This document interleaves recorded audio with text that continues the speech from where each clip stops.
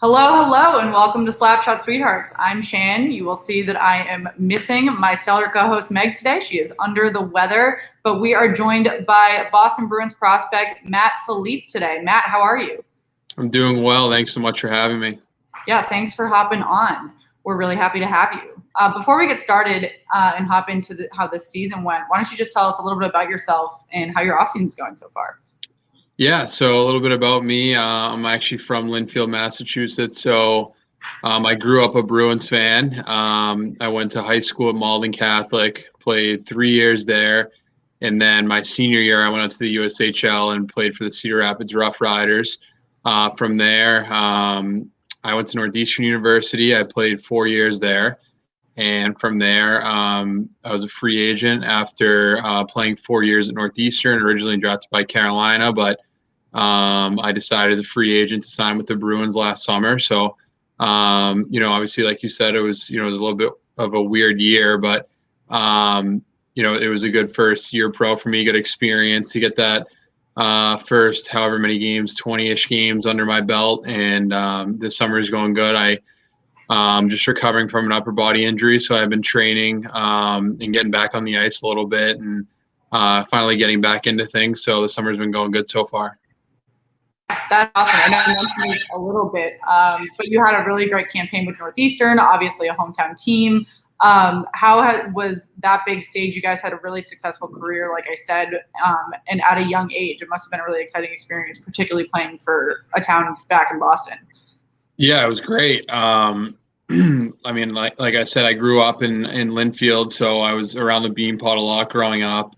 My dad went to Northeastern, so he was always bringing me into games when I was a kid at Matthews Arena, and that was really my first dream, was to play at Northeastern and to be a part of a great program there for 4 years, and we had a lot of success. So.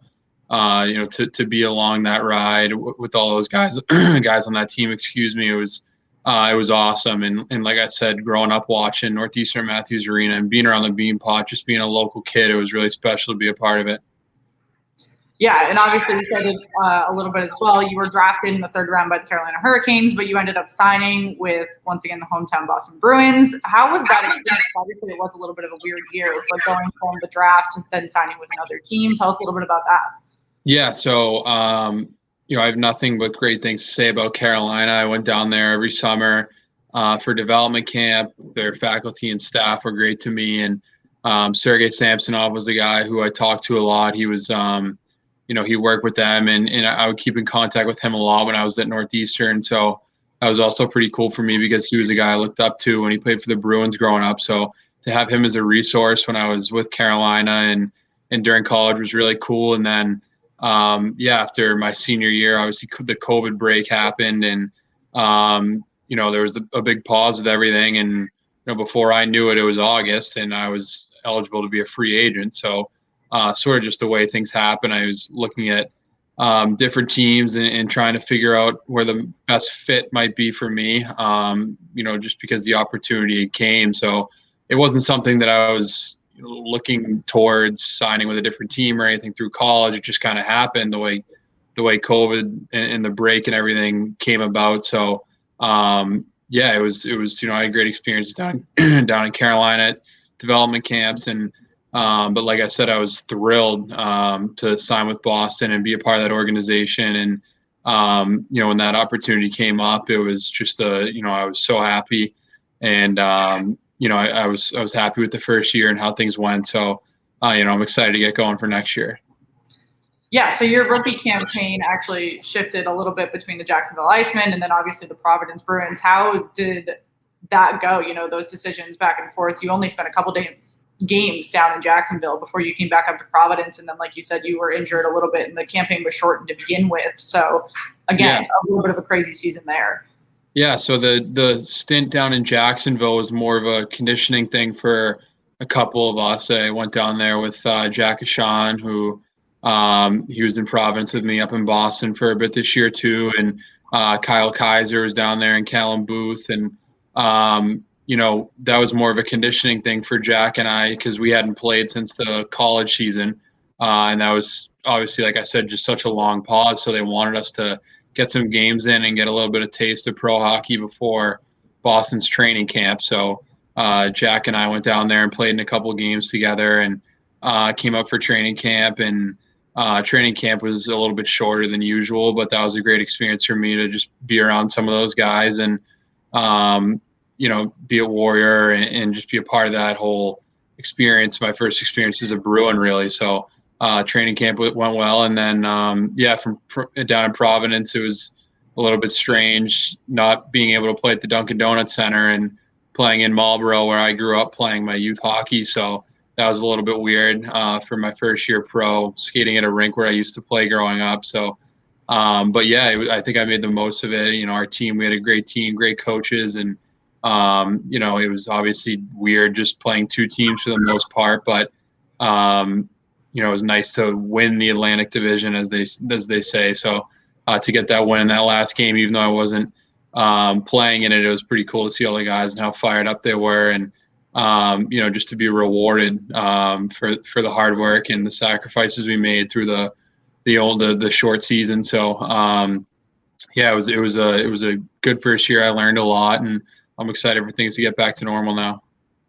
Yeah, absolutely. And I'm glad you brought up the coaching staff, since the Bruins have seen, both Providence and Boston have seen some coaching changes now that Seattle has joined the league and Providence has lost their head coach. So you guys will have to make some adjustments there going into next season. Do you think that'll be a big adjustment for you guys, or do you guys think that that'll be something that you guys can shift pretty quickly from? Yeah, I think, I haven't heard anything about who the new head coach might be, but I think when you have the guys in the room that we have, it looks like we have coming back, I think it'll be an easy transformation. I think, obviously we're going to miss Leachy. He was great, great for the players, great for the team. And, I couldn't be more happy for him. He totally deserves that opportunity in Seattle. But, whoever comes in, whether I don't know if it's going to be an assistant coach from our team this year, Ryan Mujanel or Trent Whitfield, or someone from the outside, I think whoever it is, we're going to, I think we should make an easy transition, just because some of the guys we have coming back, some of the older guys and guys who were on the team last year, I think, we had a pretty tight knit group. So I think whoever comes in as coach, I think, the guys will be, I think it'll be a pretty easy transformation just because of the guys we have in the room. Yeah, absolutely. And I know you mentioned a little bit that you've been rehabbing an injury, but in terms of some of the other things that you've been doing in this offseason to prepare for the fall, since it's coming pretty quickly, I know that the AHL had a bit of a longer offseason than the NHL did, but it's coming very fast. So, what have you been doing so far right now to get ready to prepare for what's coming up in the next month or so?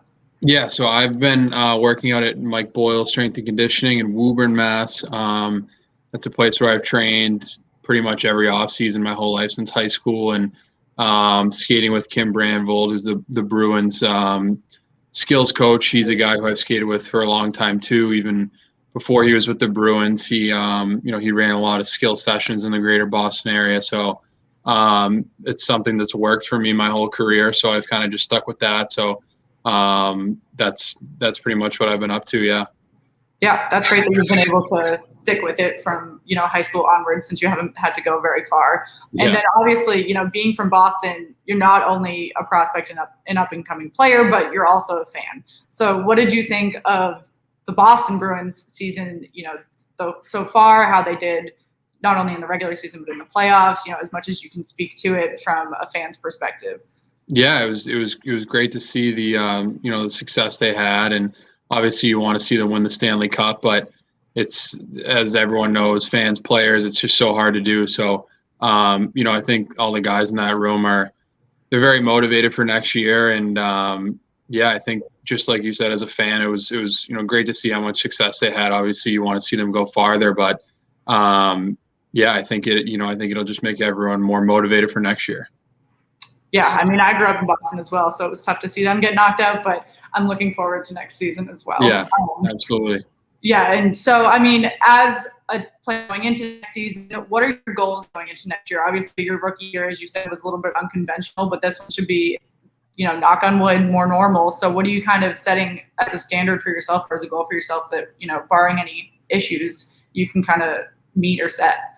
Yeah, I think for me, it's just getting better every day. I think getting adjusted to the pro lifestyle a little bit more next year, because I think it'll, like I said, hopefully be back to normal a little bit. I think I missed out on some of that this year and on what a normal season would look like. So I just want to soak it all in. Really, it'll be my first full pro season, and I just want to get better every day and do whatever I can to help whatever team I'm playing for win. So I think for me, it's just taking it day by day and just trying to get better, a little bit better every day, and kind of soak everything in. Because like I said, it'll, last year was a little bit weird. Next year will be my first real pro season with, fans and traveling and more condensed schedule and all that stuff. So for me, I just want to soak it all in, learn from some of the older guys like I did last year. And for myself, just try and get better every day, get better as a player. And, it's cliche stuff, but I think, that's probably, that's going to be my mindset. Yeah, no, absolutely. I mean, we've spoken to a couple guys that are either in the AHL or trying to knock into the NHL in the next coming season, and it's really great to hear what you guys are looking forward to in this normal season moving forward. So yeah, we really appreciate you coming on and chatting with us. We're excited to see what the season holds. Again, being from Boston, I'm really excited. I grew up going to Providence games, so excited to see what your season has moving forward. Let everybody know where they can find you on social media. Just at Filipe4. I don't use it that much nowadays, but if you're interested a little bit, just at Filipe4. My last name is spelt right there, so you can find me there. Awesome. And if you guys are new with us, make sure that you check us out on Twitter and Instagram, Facebook, YouTube. If you have not yet, make sure you subscribe to the channel. We are trying to do off-season interviews for all 32 NHL teams, so make sure you check us out. And thank you guys for joining us. Matt, once again, thank you for joining us. We really appreciate your time. Thanks so much for having me.